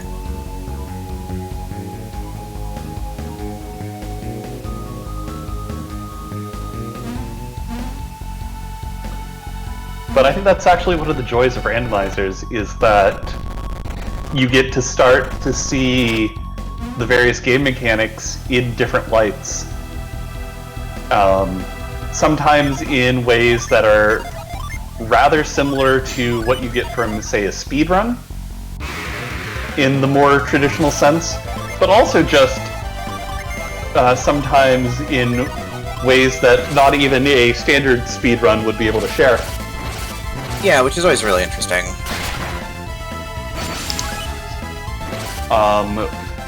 I think one of the biggest examples of that, for me at least, is the Z3R Link to the Past Randomizer, where there are boxes out there that just contain cash that if you didn't find it in your casual vanilla playthrough, you have no reason to go there in a standard speedrun. Yep, which is a thing. Oh? Like the idea that some randomizers, the concept of randomization, that's why I asked about randomization of treasures right at the start, right? I think that's such an important part of it, right? Is that sort of that concept of the random reward really matters in RPGs to a degree. Yeah. Right? Part of why Random Prize is raceable is that boxes give you completely random rewards. It's just part of why, there's a good possibility that things like Career Day will one day be raceable, and maybe that FF6 will get bigger in terms of that sort of that racing scene with Worlds Collide, is that concept of you get random stuff with the open progression, right? So the stuff that you get sometimes can determine where you can make progression just as much as the progression items determine it. Yeah. Right, and if you didn't get an important piece of gear that the other person found, then does it become problematic? Can you work without it? Like, is it a Crystal Sword tier piece of gear where it just, like, absolutely breaches, any sense of balance in the game? Or is it something like a Stardust Rod, which is really nice to have, but, drops off? Or is it something that you can find a substitution for? There's a lot that goes into that. Right. And understanding, and that adds the whole extra layer of, okay, not only do you have to, be like, oh gosh, I want to make the particular checks that, aren't, progression checks, but just give me, reasonable stuff as I open them. And the ability to evaluate the gear that you get becomes such a huge skill. Yep. It actually kind of matters a great deal when all is said and done.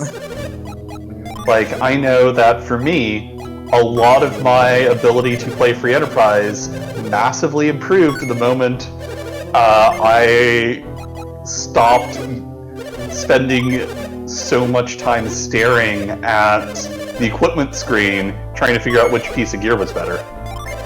Yeah, and free enterprise has one of those interesting things which helps with that, which is the ability to push select again, which is more of a thing that casual players use, but it's super important. I mean, I am a casual player in the sense of, oh my god, I don't think I'd be able to play free enterprise without that button. Yeah. Which is valid, right? Like, yeah, you would not be able to play free enterprise without that. Yeah. Because I remember trying to play free enterprise before that came out and just having to constantly refer to a massive Google Docs spreadsheet to understand what the heck any of the gear I was looking at was going to do. Right.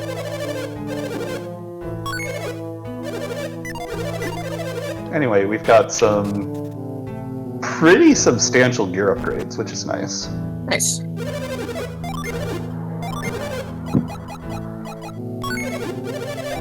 Yeah, let's just double Ivan's attack and BD. So we're getting some. So this is not a randomized shop, right? You've just gone to this. Yeah, these are the items that would appear in this location in vanilla. So you've just gone to a later location to become more powerful. Yes, but the important part is that the statistics of the gear are shuffled within a range. Yeah, like you mentioned, that 20% sort of. Yeah, so the fact that my character got a massive upgrade is mostly in part due to the fact that I haven't upgraded him since I got to the beginning of the game. Let's not talk about that part. Fine. And the fact that that piece of gear probably rolled up. Making it even more powerful than the already sort of we're deep in the game piece of gear that it is. Right.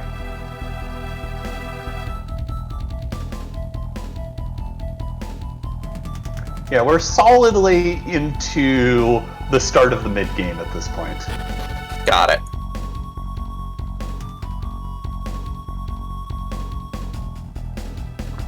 Wow. Hi, Demi Love. That's Zoe. Still. I know, but you're here. And Zoe's just over there. She's in the other room.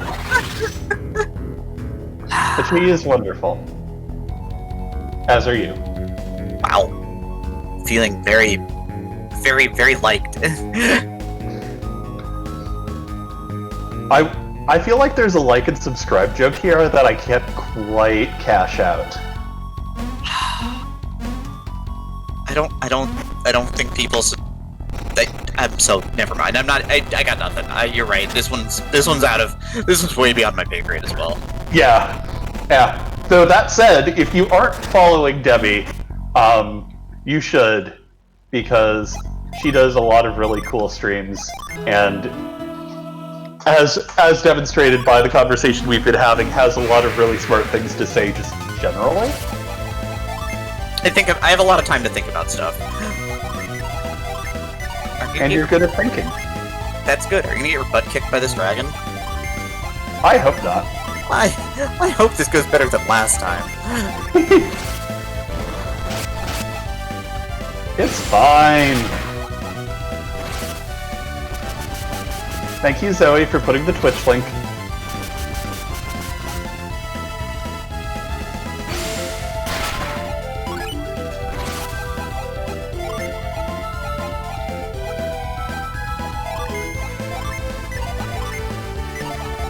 So I see that you have like these like massively upgraded summons from having all of these extra Jin floating around in your inventory now. Yeah, of the particular elements. Got it.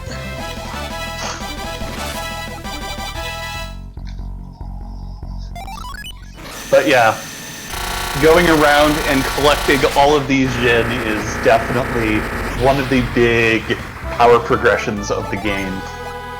And like, yes, individual ones offer, individual stat upgrades. But the big thing overall is just, having them on boss.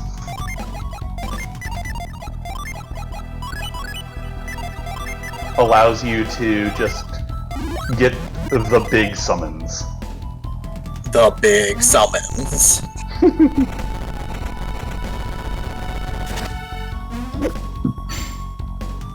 Which seems very important. You want your summons to be as big as possible. Yes.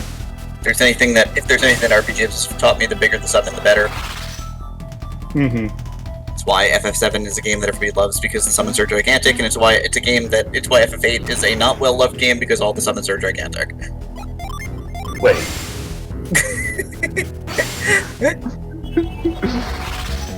What? I love FF8. Yeah. FF8 teaches you the power of GF.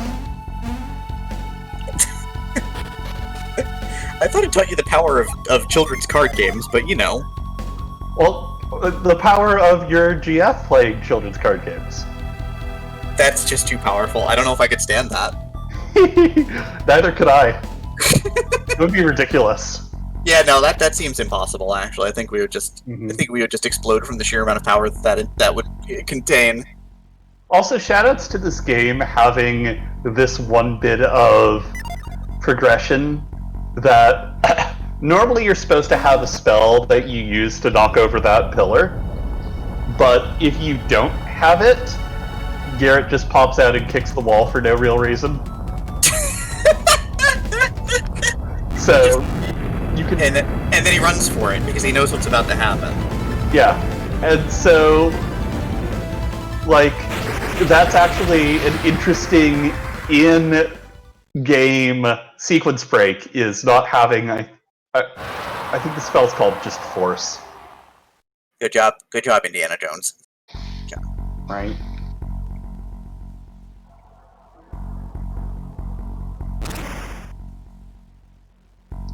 And then I come down here, and we're gonna go beat up another boss. Is this a boss that is like directly in linear progression of the thing you did last, or is this sort of like, or have you sequence broken your way to the end of the game, or something like that? I have not actually done any sequence breaking yet. Ah. Like all of the dungeons I've been doing have been intended progression flow. I can't believe you're getting attacked by a goose. I mean, it's a beautiful day in this village. And this is a horrible goose. That you're hitting with Thor's lightning. Yeah. And Neptune, who is, a giant whale, obviously.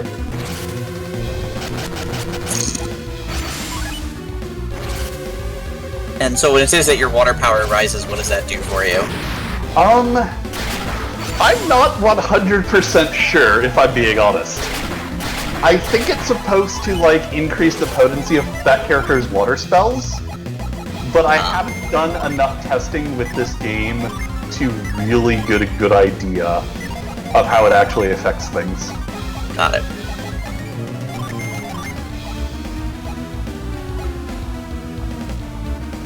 So wait, can you equip and unequip your little friends during combat, or?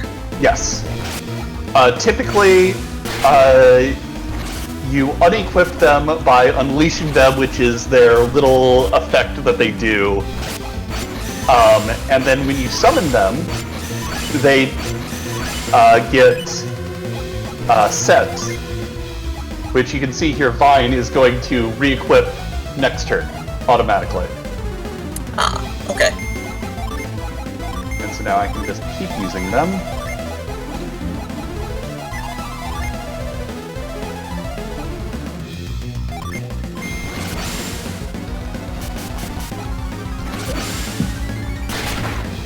And then I'll be able to summon again after I use them all again. And the cycle will continue. Or the fight will be over. Or you'll just kill the boss because, you know, you have probably way more summons than you're supposed to at this point in the game. I have big numbers. I have many numbers, and they are very large. So yes, it's actually possible for that to happen in the unrandomized game, because you can get to that point without actually getting the Force Orb. Because like I mentioned about the forest that we ran through with the tree stumps that you're supposed to use the Force Orb to get through, you could actually do that without getting the Force Orb. And so you could just see, you could actually just, you can get to this part of the game without the spell that you would normally use there to make the thing happen. Yeah. Huh. Weird. Yep.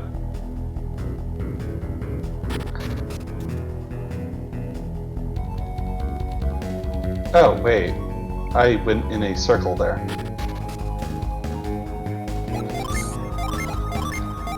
Yay, circles.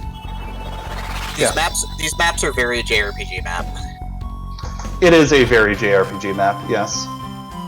Anyway, now that I've got the Dragon's Eye, we get to do our first bit of backtracking.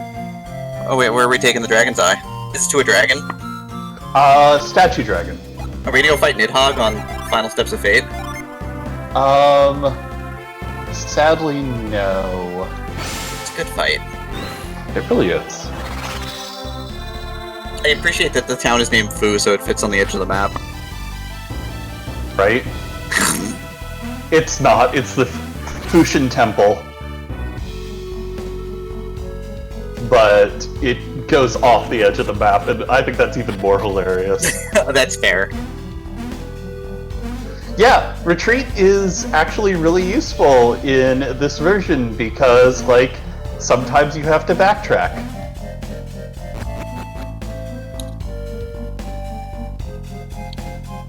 Yeah, shout-outs to the key in FF1. I don't want to talk about it. That happened like 2 years ago now. I still don't want to talk about it. Yeah, so, speaking of the late game doors locked by the key in FF1, in the randomizer, if you don't get the key, you get locked out by the doors, and it's a bad time. And of course in the randomizer, because of how progression works, you don't. The key is not strictly necessary to do anything else. So ultimately, you can go through the game without the key all the way to the end, and then you just ram into a door in Temple of Fiends Revisited because you don't have a key. Now we've got log puzzles. I like log puzzles. Yeah. I like spikes too. They hurt when you walk on them though. Yes. Yeah, it's honestly, that's one of the other really interesting things about randomizers in general for me, is the way they expose some of the underlying systems of the game that people wouldn't have otherwise noticed, like not being able to make progression without the key in FF1, because there's all these key doors that you don't worry about not having access to because you're deep enough into the game.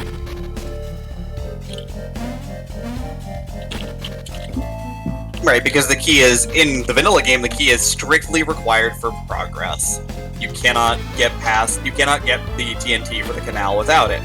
So Right. that is one of those things where the randomizer takes away a source of what is otherwise strict progression, and then it causes problems because of inadvertent bits in the code, basically, which is really interesting.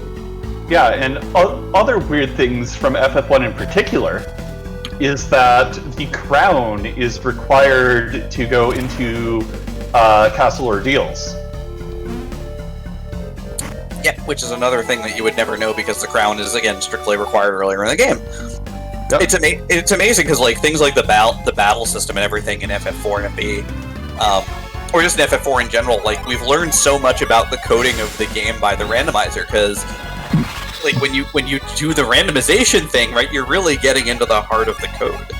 And so what ends up happening is that, you know, you see things that were there that you know, become really interesting because it's things that you don't normally run into in the vanilla game potentially, or, you know, didn't run into the vanilla game but now you can, or like there's a lot going on there, interestingly enough. Also that we now, like, we already knew back in the day that speedrunners of FF4 knew that agility was sort of black magic in a way, but like now it's like wow, this makes no sense sometimes, but we're gonna do it anyway. Right. It's pretty cool. Anyway, so I got the lifting gem out of there, which is normally what I get from the boss I fought earlier. Ah, so now you can go lift. Yeah. Do you even lift? Now the answer to that question becomes yes, because I have a gem, not a power bracelet. Wrong game. Same concept. We're back here.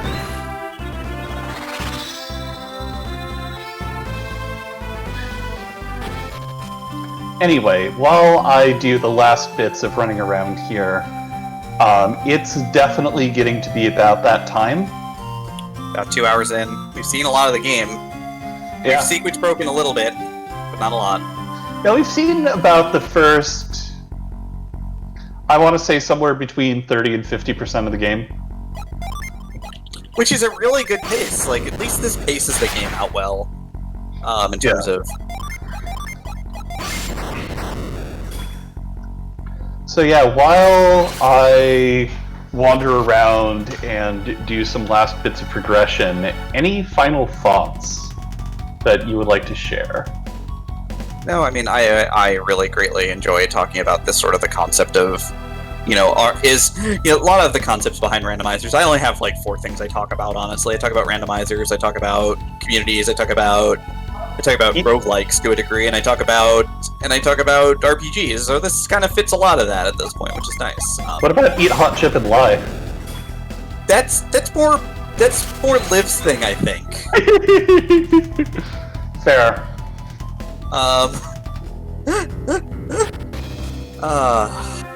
But yeah, no, this is like again, every sort of project for randomizers has a certain idea, like a certain, like, should have, at least it should, in my own opinion, should have sort of an overarching goal towards the randomization and playing of the game. And it's okay if the goal is not raceability. Golden Sun, probably not raceable, but that's okay because it's still an interesting experience and it changes the mainline experience enough that if you already know, because again, text boxes not being there is a lot, right? That if you already know what's going on to a degree, you can kind of jump into it. It's a little hard for me because I don't know it, but but it makes sense because I've played other games, and like I said, I could go on a long time about vanilla knowledge transferable skills from other games and going through all of that as well because there's a lot to it. But we'll just leave it at this was definitely a really fun little experience. An interesting randomizer, certainly. The game that a lot of people have played and then sort of set aside. It doesn't have the same sort of legacy as a Final Fantasy or the same legacy as a Chrono Trigger, but it has enough legacy to get a randomizer, and I find that to be pretty neat. Yeah, I mean, there's a lot of things that have gotten randomizers in recent days, which I find fascinating. Like, the fact that there's an entire website just dedicated to, here is the list of all game randomizers that are out there. Some of them make me make that emoji face, by the way. Yeah. But, like, the fact that there is so much interest in randomizers in general, and that there are so many different games that people are trying to apply randomization to, is really fascinating for, like, people who are interested in randos in general. And just all the different ideas and thoughts that are being brought to a lot of these projects, because they're all coming from very different people with very different goals and desires and viewpoints that they're bringing to the games that they're developing.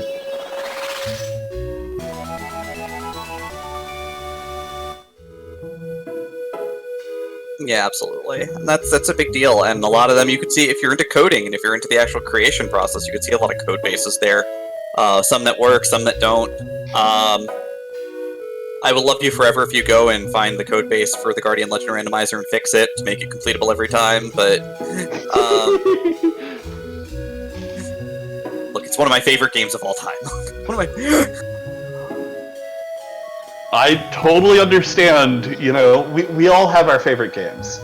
Anyway, it's going to be about that time for us, so we're going to send the raid on over to a little channel that you might have heard of, Demi.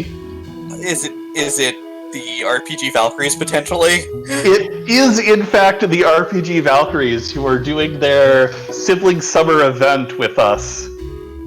Hey, I'm affiliated with that team. Right? They're like right on par with Edge Case Collective in being good and nice. So you should hang out with them. Yeah. So keep an eye on their channel. A lot of the Edge Cases are going to be doing stuff there. Plus, all of the Valks are amazing. You should definitely give each and every one of them a follow. Thank you all so much for hanging out with us tonight. Can I plug myself before we go? Always. If anything, on the RPG Valkyries channel on Saturday morning, I'm going to be doing my normal Saturday morning stream, which I lovingly call Saturday Morning Randomizer. Hopefully we'll get some of the other Edge Case and or Valkyries out to play some randomizers as well. But I'll be streaming a few hours of a bunch of different randomizers that I love and play on the reg. So probably starting with Z1 and we'll go from there. So yeah, at some point over the next few weeks, I will be continuing my play of another seed of this game. There's going to be a big Link to the Past multi-world seed that happens with a whole bunch of Edge Cases and Valks. It's going to be a blast. Please come hang out with us, and I look forward to seeing you all next time.